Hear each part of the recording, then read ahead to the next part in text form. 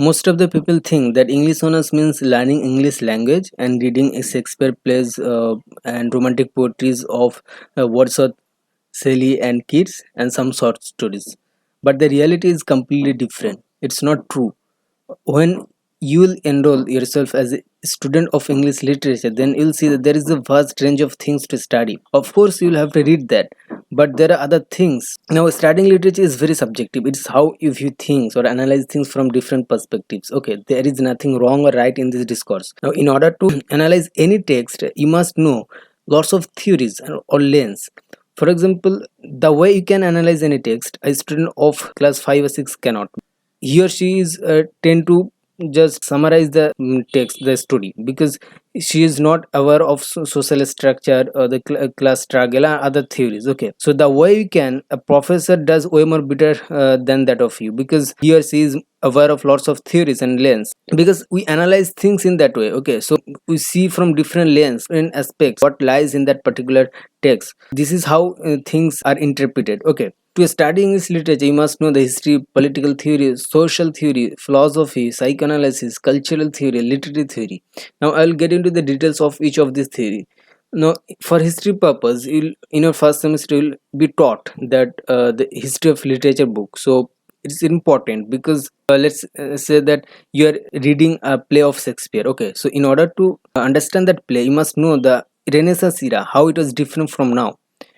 Like the new historicist argues that the context matters most in order to judge any text. If you are studying a novel of Charles Dickens, then you must know the political scenario, the social structure, how was the poverty in Victorian era. So because all of those aspects you must know in which the text was written, because if you read thoroughly the history of literature, it will help you in future when you read any novel from different literary period. Okay, now for political theory, you'll know there are lots of theories. Most important I have written here: the Machiavelli, Hegel, Adam Smith, Stuart Mill, Rousseau, and Foucault. If you can complete these theories, then it will be enough for you.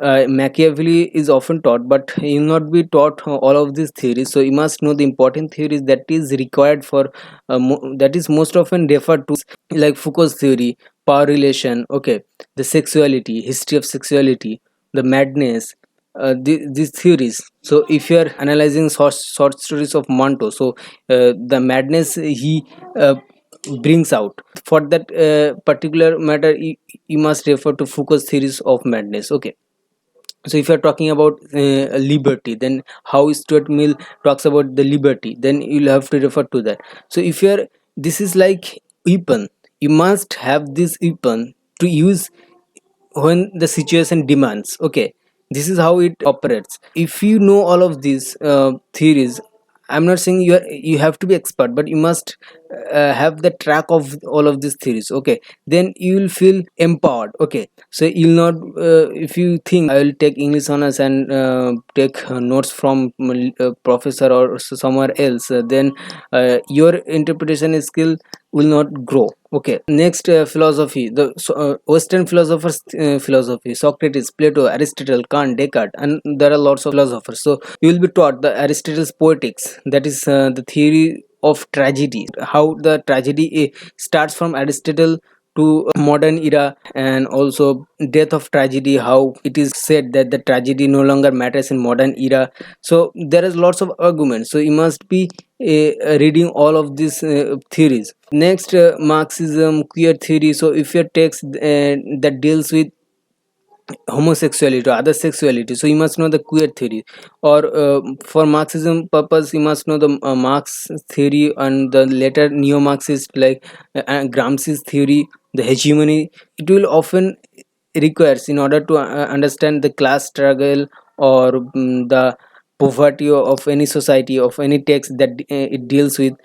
And also the structuralism of Ferdinand the Saussure theory, Mikhail Bakhtin, Rulawad, they are also structuralists. So Mikhail Bakhtin's theory of dialogism, carnivalex, heteroglossia, and there are lots of theories. You must know that for post-colonialism, if a text that deals that's written before, if there is any colonial aspect. So there are theorists of Spivak, Edward Said, and Franz Fanon. So and lots of theories, Homike Bhava. So you must know how they gave a lot of important terms. Okay, so or theories. So you have to know that hybrid identity. Okay, the Oriental, Occidental.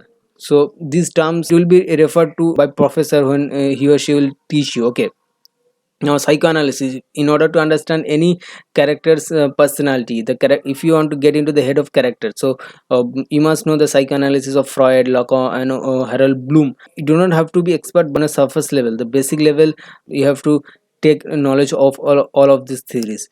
Or eco-criticism, if that deals with the environmental issues. Okay, the postmodernism, Julia Kristofer's theory. Okay, post-structuralism, Jacques Derrida. So feminism, there are lots of feminist theories. So how the feminism has evolved from first wave to fourth wave. Okay, you must know all of this.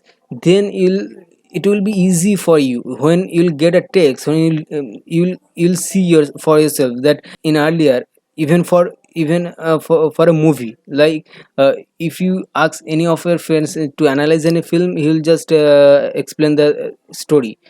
He or she, if they are not aware all of this aspect, they cannot find out the underlying meanings that a movie or the text and that deals with. Okay, so then you will see the development you have gained, that you can now see lots of underlying meanings so that you couldn't see earlier, and it will be very amazing for you, and it will be for your lifetime serve you as a weapon to just use in any situation to talk about things. So that's why you see that the student of humanities, they are more aware of social issues and the political sphere. They talk about more often because they're more vocal as compared to the student of science, because they're just bogged down with the mathematical and all of these things. I'm not saying this is better and this is not, but this is how it helps you. Okay, this is the importance, and this is the benefit of being a student of literature, that you'll analyze things, you can critique any particular issue. Okay, using knowing all of this ism. So knowing all of the ism is very important. When you'll know, then you'll see the how the stereotypical views that the people have or you had.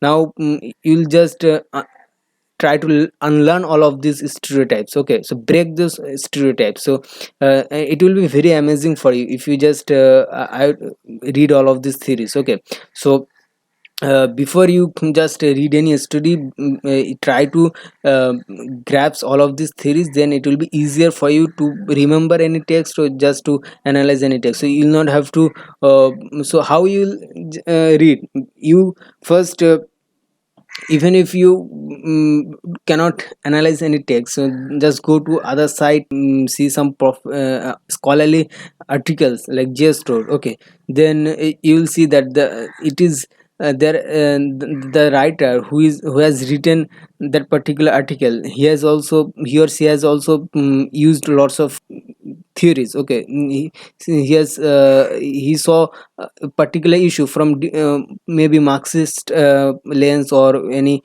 other lens. Okay, so this is how interpretation is done. So I hope you got a hang of it. So best of luck. If you take literature, then it will be very helpful.